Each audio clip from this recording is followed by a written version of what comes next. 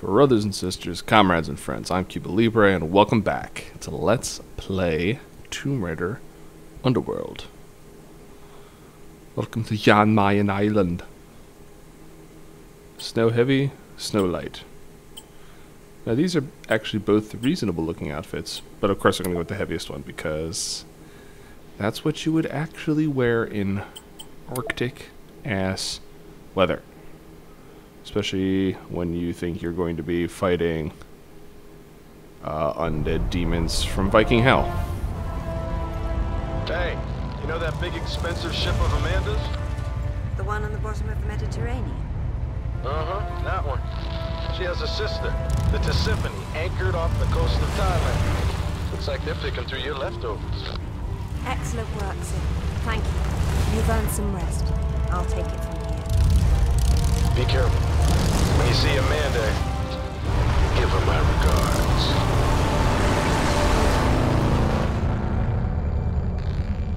By the way, if you're wondering if that other ship is an excuse to have another combat type level that's exactly like the other horrible ship combat type level, then you are correct. That's exactly what it is. But at least we don't have to deal with that yet. Instead, we have to deal with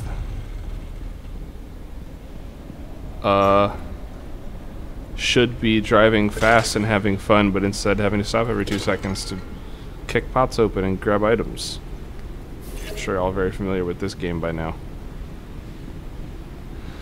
It's my own fault, really. I don't need these treasures. If you don't get them all, you don't get the bonus stuff anyway, and the bonus stuff of this game is just like art, just concept art and shit. Doesn't unlock stuff. There's no bonus level like the manor, because the manor burns the fuck down, if you recall. There's no like cheats or outfits or new weapons or anything that unlock. It's just concept art, which, you know, is cool and all, I guess. I've never really been one to care about concept art.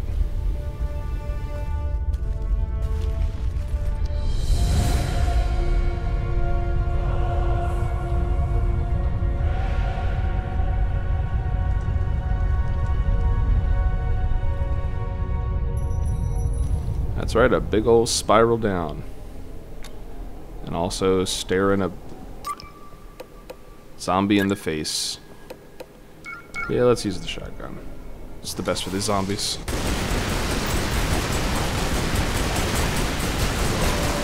Don't much care for concept art because, in my mind, it's sort of irrelevant. I mean, in isolation, it's cool to look at. I mean, sometimes they're like full pieces, but more often than not, they're concepts. They're guides meant for the modelers and the texture artists and all that stuff. I guess if you really like a game, it's kind of cool to see what they had in mind before it made the transition to the game. But the game is just the game. You know, to me, looking at concept art for a game is like looking at notes that author was compiling as he wrote his novel or whatever. It's interesting errata, but the book is the book, the game is the game. I can see what the game looks like. I don't need to really know the intellectual processes of the people who are making it. It's kind of irrelevant. And here we discover a fun fact. If the thing don't turn red, you can't hit it. Meaning those bullets have an effective range of about 50 feet. I understand that, you know, pistols don't have the best muzzle velocity. They drop off pretty quick, but that's kind of dumb. So if you haven't figured it out by now, this big long ramp down is something you can drive really fast, and it's like go around all these pits, and you drive up along the sides to you'll see that in just a second after I kill this guy. Drive up along the sides to get past a bigger pit that takes up basically the whole floor. It's actually really cool when you do it all in one shot. I didn't find this out until later. If you're going any kind of speed, you will kill those zombie dudes in one hit. And it's an actual kill. It like explodes them whenever. You don't have to get off your bike and you know, jump on them to smash them. So really, this whole space is designed for you to drive really quick and mow down all the zombies. I didn't realize that at the time. I didn't know the motorcycle was that lethal. So I'd stop every time I saw a bad guy and fight him mano a mano, thinking I was just going to be vulnerable on the motorcycle. But turns out I should have trusted my instincts. Of course, the problem is also pots and treasures and things. I still want to look at what I'm doing. I keep looking at these little pits to see if there's any reason why I'd want to try and fall down them or crawl around them, but there never is. They're just obstacles for your motorcycle. That's the only reason they exist. Yeah, so let's get to the bottom of this damn thing. Do the next thing.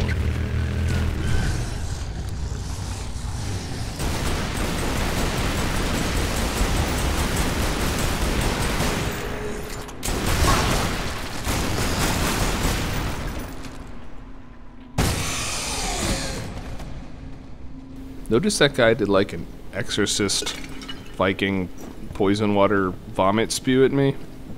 I didn't even know they could do that. I think that might be the only time in the game I ever see that. Like, I fight a lot of those things in the last few levels, and all they ever do is run up and try to smack me in melee. It's just really weird that they have an attack that's that rare. For no, it's not effective, or any more or less effective than... Whoa, whoa! That's pretty slick if I do say so myself.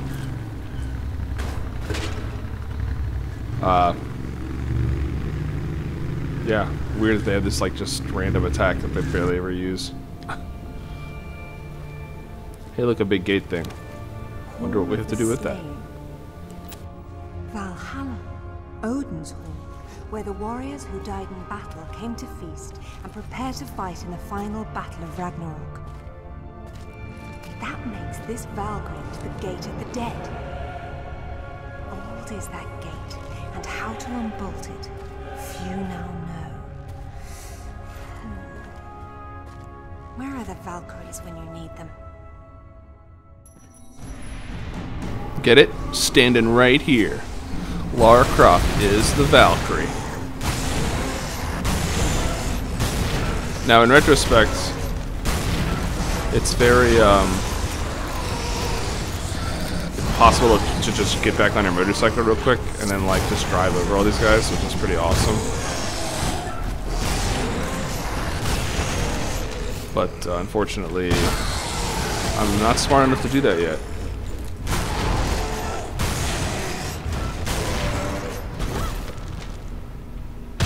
Instead, I just equilibrium some guys. Wham bam, thank you ma'am. What are those blocks? I don't know. But first, treasure hunt! Yo, hopped out the whip, pop the heater out the club, eat ski masked it up, out to jack these fools lovely. Blasted through the door, blazing hell with the shells flying, spiderweb the flat screen in one shot. Baby's crying, these bitches nose bloody, face down in the shag. This bitch is flipping. Trouble on Yan Mayen Island. So yeah, before you do anything productive in this game, you have to run around edges and bust open pots. So that's what I did real quick there. Now you might have noticed these block thingies. They go in these convenient socket thingies. Probably should have sped this part up too, but I want you to at least part of the whole experience. What it's like to slowly cart around blocks and put them in sockets. Now what this does is turn on this giant sort of combination lock slash platforming challenge tower slash Takeshi's castle tower. Now if you notice, there's symbols on the ground. I actually didn't notice this at the time. I was just turning this thing around randomly, random directions.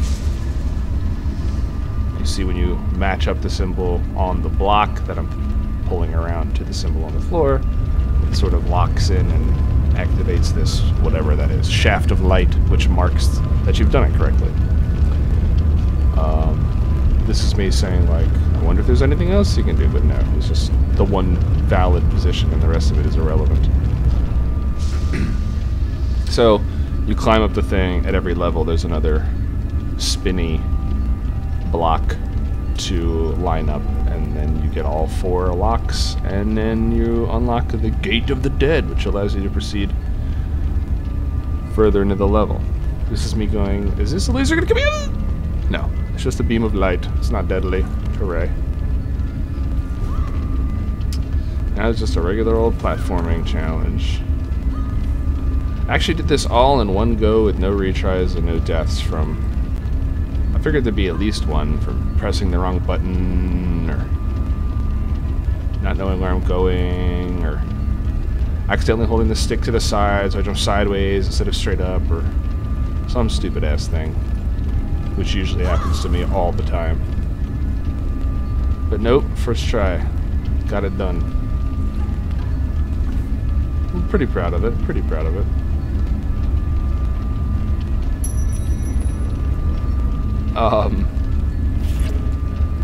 So yeah, you can see those symbols on the floor are also repeated up here, but I still don't notice. Actually, I literally didn't notice that until I was editing this video together. I was just like, oh, I'm going to turn it around randomly and until it hits something. Until the cutscene tells me I did it right. Oh. So I'm glad. Wow. I don't know that I'm glad the little explanatory cutscene is there. I mean, I guess little explanatory cutscenes like that are inoffensive. They show you things that you would, like if Laura was physically standing there, she would probably notice the, you know, the movement in her peripheral vision and look at it, whereas when you control the camera yourself, it's very easy to miss just because you're staring at a wall or whatever. So I don't. When it comes to quote-unquote realism in games, it doesn't necessarily mean an Arma-like, slavish replication of like one-to-one control. You don't need a button to control your eyes, and a button to control your neck, and a button to control your chin. Sometimes realism can be more fruitfully conveyed through the available controls by eliding or abstracting or otherwise combining things that you would naturally sort of combine or do thoughtlessly in real life, rather than breaking them into their physical constituent parts and making you do each of them individually. The best kind of video game design parody of that idea is QWOP. You make a guy run by controlling his lower and upper legs of each leg independently with the Q, W, O, P keys. It's like totally impossible to make him fucking do anything.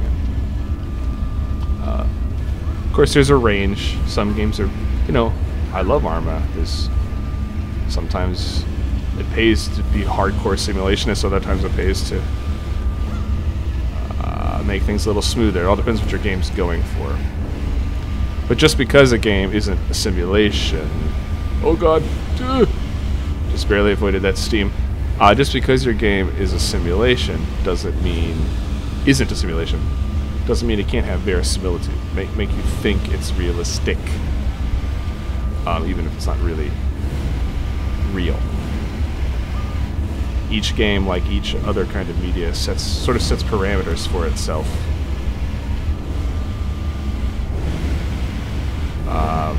When you start playing it, it sort of makes a contract with the player. Oh, no, okay, as you can see, I was terrified those things were just going to blow me off and kill me instantly, but they just do damage. Whatever, I have like 1,000,000 health packs, that's no big deal. So every game is like a contract with the player. When you start playing it, it says, I am going to be this realistic and make these kind of concessions to smoothness. Expect this much out of you in terms of finickiness of controls and planning and regard for realism. It's when a game breaks that contract it's made with itself. that it becomes bad.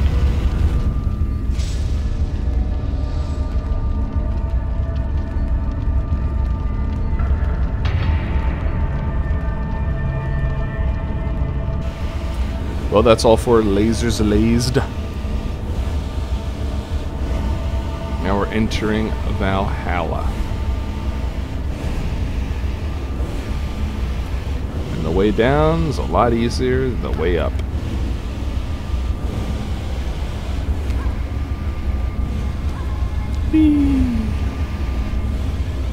And I'm free falling. This makes me wish Lara had one of those Just Cause 2 like reusable magic base jump parachutes or whatever. I could just jump off and like. But again, that's kind of outside the. Here I'm scared that if what I want to do is just swing off and grab onto one of those ledges right beside me. But I'm afraid if I do that, I'm going to go flying off instead.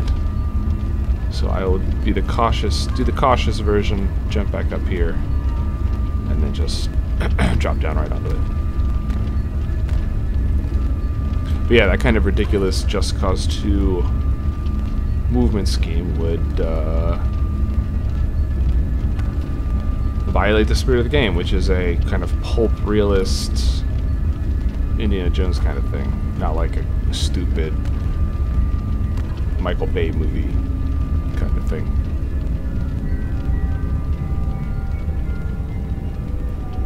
Yet these faces still look like aliens to me. I don't think the game ever really explains like what the heck all of this stuff is, like or where it comes from. Like it's understood to be a kind of proto-civilization, like I've said a million times before.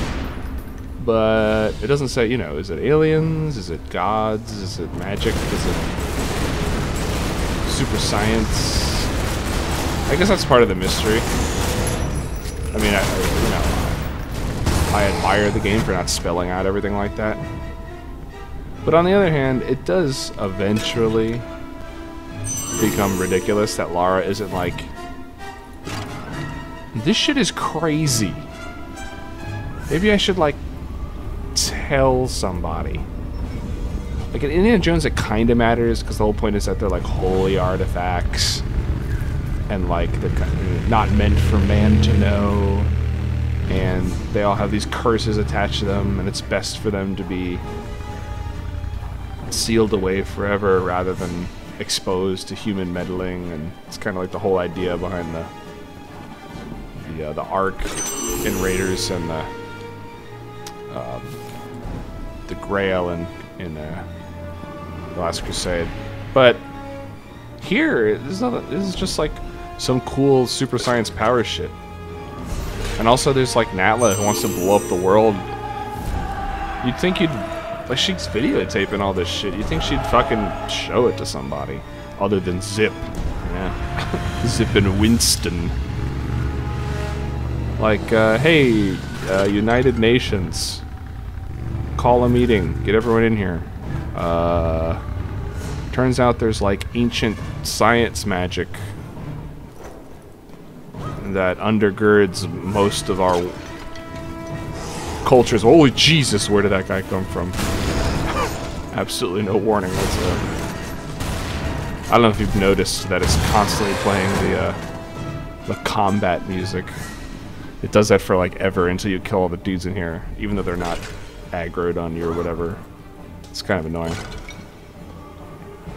But yeah, it's like, hey, nations of the world, potential power sources, just pure scientific inquiry. You know, this is origins of the species. Maybe unlock our genome somehow. Cure disease. Like, who knows? But nah, I'd rather just fucking run around and smash things and take care of it all myself. Pistols in hand. Just give me 245s, I'll handle it. Give him a gun and he's Superman. Give him two and he's God.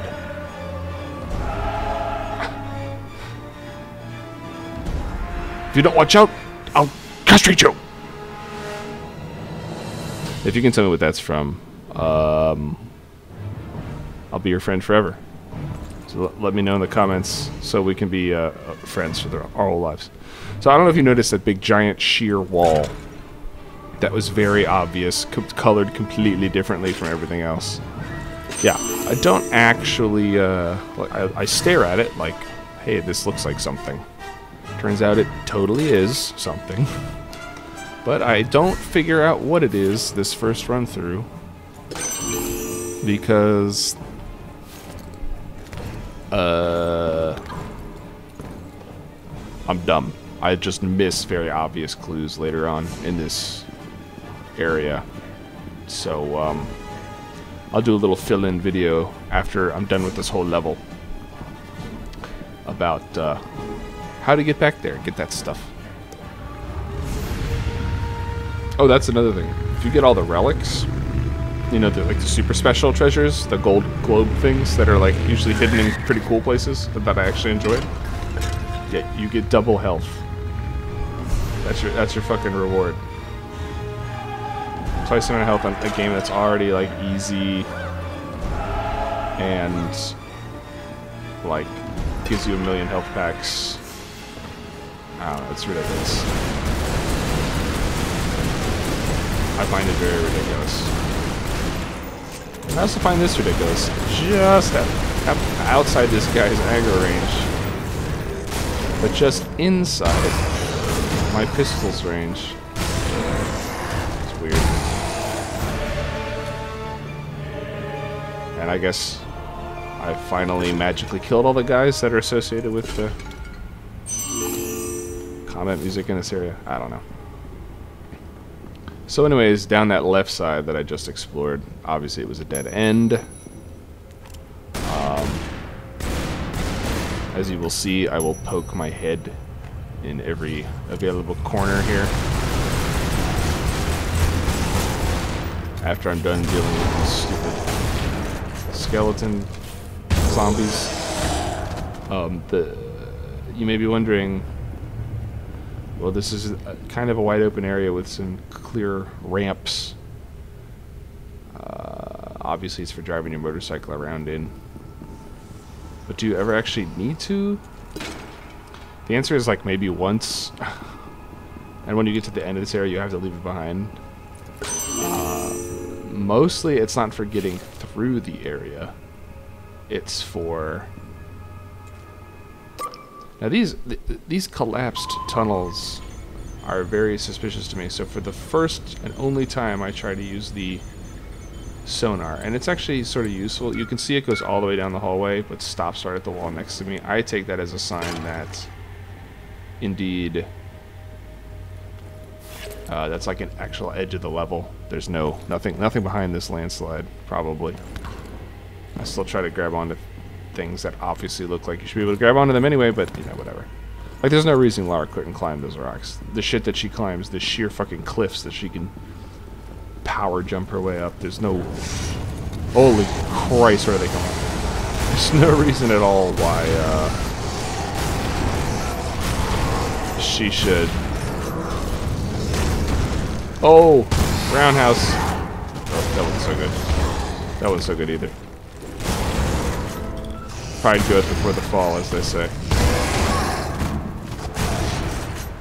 No reason why she shouldn't be able to climb up that landslide, but the game is just like, you're not supposed to go there. So, I wish they would have spent a little more effort making the obvious cutoffs like more legitimate obstacles, if that makes sense. Like, if they're gonna close shit off, make it closed off in a way that it's obvious that Laura cannot get through it. Considering the shit that she does get through, that means like sheer smooth wall, drop down into nothingness. There's not much she can't handle. So if you want to close stuff off and make it seem plausible, I mean, you got to spend a little effort there.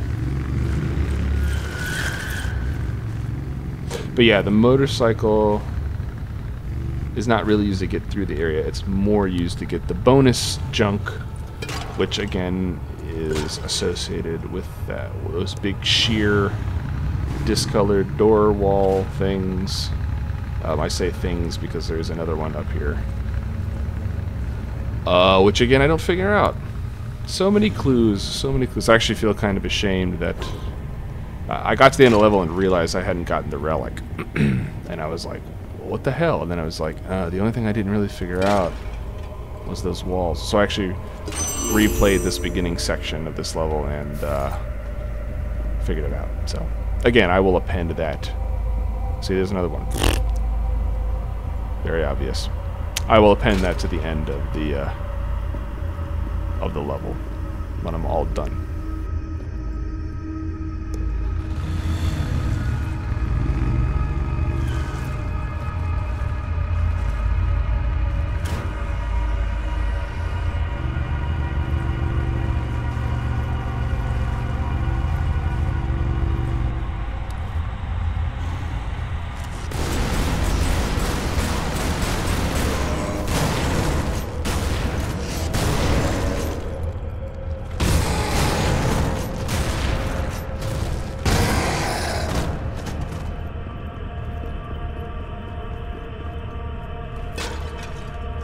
I still don't know why I'm compelled to break every single pot. I know.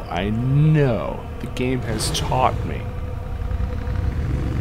that the special pots have treasures and the regular pots ain't got shit. But I just keep to the end of the game. Through the end of the game, I just feel like I have to do it. Now, if you look on the floor, well, you can't see it now. I'll take care of this guy first. But right by my motorcycle, there's one of those poles. There, I just rolled over it. That's why that Y prompt came up.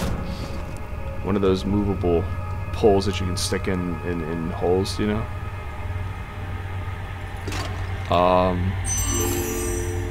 Don't figure out a use for it. Again, that's associated with these doors that open. The key item that I miss is that there's a movable block here.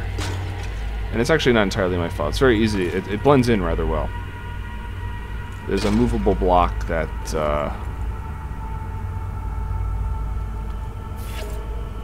allows you to get up on top of it to put the pole in the thing, which opens the switch and opens the doors. So by missing that block, I kind of missed the relics. It's a shame. It's a shame. Anyways, we're nearing the end of this video. Need to find a way to get up here. Again, I believe this is kind of a hint to go find that movable block. Yeah, you can't jump up on this stuff, even though there's totally ledges in those rocks that you should be able to fucking grab onto. But you just can't because, fuck you. But you can wall jump up there too. I'd like to, again, it's another kind of small alternative solution. I appreciate it. Oh! Ninja kick! But at any rate, we're about to enter sort of the second big section of Valhalla. So after we break some more pots, we will see what Valhalla has in store for us. Folks, I'm CubaLibre. Thanks for watching, and I'll see you next mission.